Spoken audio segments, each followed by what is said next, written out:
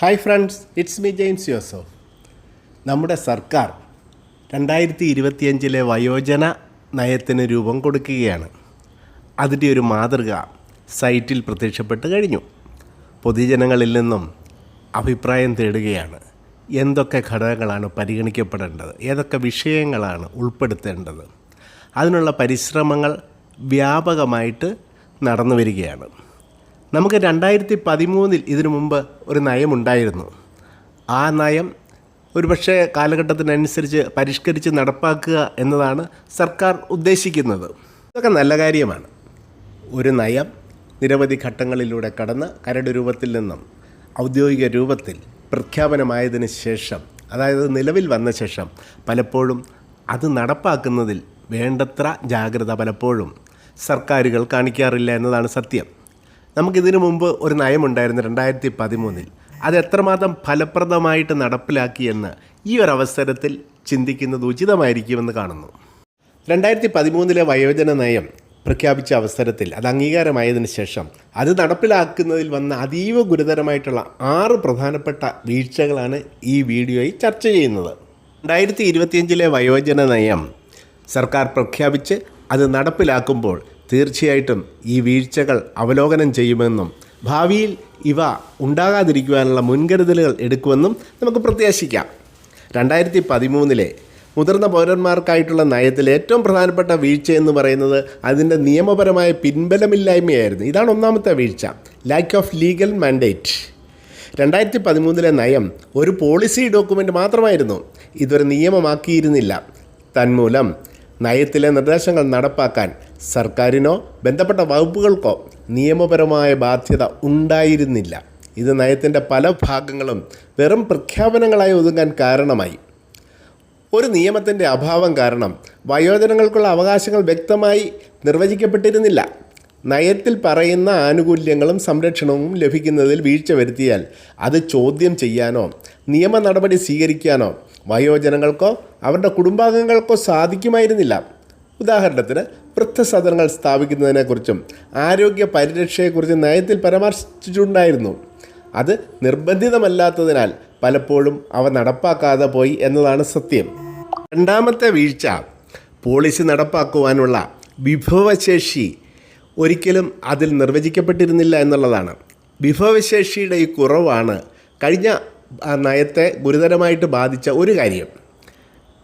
നയത്തിൽ വിവിധ സർക്കാർ വകുപ്പുകളുടെയും തദ്ദേശ സ്വയംഭരണ സ്ഥാപനങ്ങളുടെയും സഹകരണം ആവശ്യമായിരുന്നു. എന്നാൽ ഇതിനായി മതിയായ ഫണ്ട്, ജീവനക്കാർ, സാങ്കേതികവിദ്യ എന്നിവ പലപ്പോഴും ലഭ്യമായിരുന്നില്ല. വ്യത്യസ്ത വകുപ്പുകൾ തമ്മിലുള്ള ഏകോപനത്തിലെ പോരായ്മകൾ പല പദ്ധതികളുടെ നടത്തിപ്പിന് തടസ്സമായി. സാമൂഹ്യനീതി വകുപ്പ്, ആരോഗ്യം, തദ്ദേശ സ്വയംഭരണം തുടങ്ങിയ വകുപ്പുകൾക്ക് വയോജനക്ഷേമ പദ്ധതികൾ നടപ്പാക്കാൻ വ്യക്തമായിട്ടുള്ള ഉത്തരവാദിത്തങ്ങൾ നൽകിയിരുന്നതാണ്. എന്നാൽ ഒരു ഏകീകൃത മേൽനോട്ട സംവിധാനമില്ലാഞ്ഞത് കാരണം ഓരോ വകുപ്പും അവരവരുടെ താല്പര്യങ്ങൾക്ക് അനുസരിച്ചിട്ട് പ്രവർത്തിച്ചു. ഇത് ഫലപ്രദമായിട്ടുള്ള ഒരു ശൃംഖല കെട്ടിപ്പടുക്കുന്നതിൽ പരാജയപ്പെട്ടു. കൂടാതെ തദ്ദേശ സ്വയംഭരണ സ്ഥാപനങ്ങൾക്ക് വയോജനക്ഷേമത്തിനായി ബഡ്ജറ്റ് നീക്കിവെക്കാൻ നിർദ്ദേശിച്ചിരുന്നെങ്കിലും അതിൻ്റെ മേൽനോട്ടവും നിരീക്ഷണവും ഫലപ്രദമായി നടന്നിരുന്നില്ല എന്നതാണ് സത്യം. 2013 നയത്തിലെ ഗുരുതരമായിട്ടുള്ള മൂന്നാമത്തെ വീഴ്ച എന്ന് പറയുന്നത് ആരോഗ്യ സംരക്ഷണം, പ്രത്യേകിച്ച് ജെറിയാട്രിക് കെയർ അവഗണിക്കപ്പെട്ടു എന്നുള്ളതാണ്. വയോജനങ്ങളുടെ ആരോഗ്യ പ്രശ്നത്തെക്കുറിച്ച് വ്യക്തമായിട്ട് നയത്തെ സൂചിപ്പിച്ചിരുന്നതാണ്. എന്നാൽ പ്രത്യേകമായി ജെറിയാട്രിക് കെയർ, അതായത് മുതിർന്നവരുടെ പ്രത്യേക ആരോഗ്യ പരിരക്ഷ സംബന്ധിച്ച് വ്യക്തമായിട്ടുള്ള മാർഗനിർദ്ദേശങ്ങൾ നൽകിയില്ല. സർക്കാർ ആശുപത്രികളിൽ വയോജനങ്ങൾക്ക് പ്രത്യേക കിടക്കകൾ ലഭ്യമാക്കാമെന്ന് പറഞ്ഞിരുന്നെങ്കിലും ഇത് നടപ്പാക്കുന്നതിൽ വലിയ വീഴ്ചയുണ്ടായി. കേരളത്തിലെ വയോജനങ്ങളിൽ കൂടുതലായി കാണുന്നത് ഹൃദ്രോഗം, പ്രമേഹം, രക്തസമ്മർദ്ദം തുടങ്ങിയ ജീവിതശൈലി രോഗങ്ങളാണ്. ഇതിന് വിദഗ്ധമായിട്ടുള്ള ചികിത്സയും നിരന്തരമായിട്ടുള്ള പരിചരണവും ആവശ്യമാണ്. എന്നാൽ നയം ഇത്തരം കാര്യങ്ങളെ കാര്യക്ഷമമായിട്ട് അഭിസംബോധന ചെയ്യുന്നതിൽ പരാജയപ്പെട്ടു. ജെറിയാട്രിക് വിദഗ്ധരുടെ കുറവ്, ആശുപത്രികളിൽ ആവശ്യമായിട്ടുള്ള സൗകര്യങ്ങളുടെ അഭാവം, വീടുകളിലെത്തി പരിചരണം നൽകുന്നതിനുള്ള സംവിധാനങ്ങളുടെ കുറവ് എന്നിവ ഈ മേഖലയിലെ പ്രധാന പോരായ്മകളായി തുടർന്നു. നാലാമത്തെ വീഴ്ച, സാമ്പത്തിക സുരക്ഷയും സാമൂഹിക പങ്കാളിത്തവും ഉറപ്പുവരുത്തുന്നതിൽ നയം പരാജയപ്പെട്ടു എന്നതാണ്. വയോജനങ്ങളുടെ സാമ്പത്തിക സുരക്ഷ ഉറപ്പുവരുത്തുന്നതിലും സമൂഹത്തിൽ സജീവമായി നിലനിർത്തുന്നതിലും നയം ഊന്നൽ നൽകിയിരുന്നു. എന്നാൽ പെൻഷൻ പദ്ധതികളുടെ അപര്യാപ്തതകൾ, അതുപോലെ വയോജനങ്ങൾക്ക് വരുമാനമുണ്ടാക്കാൻ സഹായിക്കുന്ന പദ്ധതികളുടെ അഭാവം എന്നിവ ഒരു പ്രധാന വെല്ലുവിളിയായിരുന്നു. വയോജനങ്ങളെ സമൂഹത്തിൻ്റെ ഉൽപ്പാദനപരമായ ഭാഗമായി നിലനിർത്തുന്നതിൽ ഈ നയം പരാജയപ്പെട്ടു. വയോജനങ്ങൾക്കായി കമ്മ്യൂണിറ്റി കേന്ദ്രങ്ങൾ, പകൽ പരിരക്ഷാ കേന്ദ്രങ്ങൾ തുടങ്ങിയവ സ്ഥാപിക്കണമെന്നുള്ള നിർദ്ദേശം കാര്യക്ഷമമായി നടപ്പിലാക്കുവാൻ കഴിഞ്ഞില്ല. ഇത് ഒറ്റപ്പെടൽ, മാനസിക പിരിമുറുക്കം തുടങ്ങിയ പ്രശ്നങ്ങൾക്ക് കാരണമായി. കൂടാതെ പലപ്പോഴും പെൻഷനുകൾ സമയത്തിന് ലഭിക്കാതെ വരുന്നതും അതിൻ്റെ തുക അപര്യാപ്തമാവുന്നതും വയോജനങ്ങളുടെ സാമ്പത്തിക ഭാരം വർദ്ധിപ്പിക്കുകയാണ് ഉണ്ടായത്. അഞ്ചാമത്തെ വീഴ്ച എന്ന് പറയുന്നത് നിരീക്ഷണത്തിൻ്റെയും വിലയിരുത്തലിൻ്റെയും അഭാവമാണ്. Lack of monitoring and evaluation. നയത്തിൻ്റെ പുരോഗതി വിലയിരുത്തുവാൻ ശക്തമായിട്ടുള്ള ഒരു നിരീക്ഷണ സംവിധാനം ഉണ്ടായിരുന്നില്ല. പദ്ധതികൾ നടപ്പാക്കുന്നുണ്ടോ, അവയുടെ ഫലം എന്താണ്, എന്തൊക്കെ മാറ്റങ്ങൾ വരുത്തണം തുടങ്ങിയ കാര്യങ്ങളിൽ വ്യക്തമായിട്ടുള്ള കണക്കുകളോ റിപ്പോർട്ടുകളോ ലഭ്യമല്ലായിരുന്നു. നയം പ്രഖ്യാപിച്ച ശേഷം അതിൻ്റെ ലക്ഷ്യങ്ങൾ എത്രത്തോളം കൈവരിച്ചു എന്ന് അളക്കുവാൻ ഫലപ്രദമായൊരു സംവിധാനമുണ്ടായിരുന്നില്ല.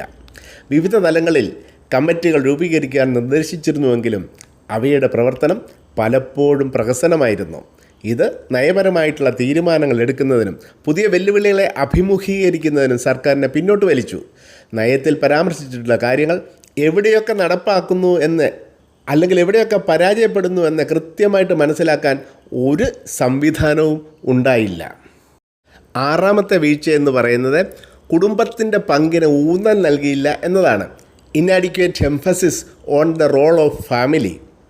സ്വഗൃഹത്തിൽ വാർദ്ധക്യകാലം എന്ന തത്വത്തിന് ഊന്നൽ നൽകുന്നുണ്ടെങ്കിലും കുടുംബത്തിനുള്ളിൽ വയോജനങ്ങളെ സംരക്ഷിക്കുന്നതിനാവശ്യമായിട്ടുള്ള പിന്തുണ നൽകുന്നതിൽ നയം പരാജയപ്പെട്ടു. കുടുംബത്തിൽ പരിചരണം നൽകുന്നവർക്ക് പ്രത്യേക പിന്തുണയോ പരിശീലനമോ നൽകിയില്ല. വൃദ്ധജനങ്ങളെ സംരക്ഷിക്കാനുള്ള ബാധ്യത കുട്ടികൾക്കുണ്ടെന്ന് നയം പറയുന്നുണ്ടെങ്കിലും അത് നടപ്പാക്കുന്നതിൽ എന്തെങ്കിലും പ്രശ്നങ്ങളുണ്ടായാൽ അതിനെ എങ്ങനെ അഭിസംബോധന ചെയ്യണമെന്നും വ്യക്തമാക്കിയിരുന്നില്ല. കൂടാതെ വൃദ്ധജനങ്ങളെ പരിചരിക്കുന്ന കുടുംബാംഗങ്ങൾ നേരിടുന്ന മാനസികവും സാമ്പത്തികവുമായ വെല്ലുവിളികൾക്ക് പരിഹാരം കാണുവാൻ പദ്ധതികളുമുണ്ടായില്ല. ഈ ഘടകങ്ങളെല്ലാം വയോജനങ്ങളെ ഒറ്റപ്പെടുത്തുന്നതിനും വൃദ്ധസദനങ്ങളിലേക്ക് മാറാൻ നിർബന്ധിതരാക്കുന്നതിനും കാരണമാകുകയാണ് ഉണ്ടായത്. 2025 പുതിയ നിയമം രൂപീകരിക്കുമ്പോഴും നടപ്പിലാക്കുമ്പോഴും സർക്കാർ ഈ വീഴ്ചകളൊക്കെ കണക്കിലെടുക്കുമെന്നും അവ ഉണ്ടാകാതിരിക്കുവാനുള്ള മുൻകരുതൽ എടുക്കുമെന്നും പ്രത്യാശിക്കാം. ഇന്നത്തെ വീഡിയോ നിങ്ങൾക്ക് ഇഷ്ടമായെങ്കിൽ ബെല്ലൈക്കൺ അമർത്തി എൻ്റെ ചാനൽ സബ്സ്ക്രൈബ് ചെയ്യുക. അടുത്ത ദിവസം റിലവൻ്റ് ആയിട്ടുള്ള മറ്റൊരു വീഡിയോയുമായിട്ട് നിങ്ങളുടെ മുൻപിൽ വരാം. Till then, take care, by.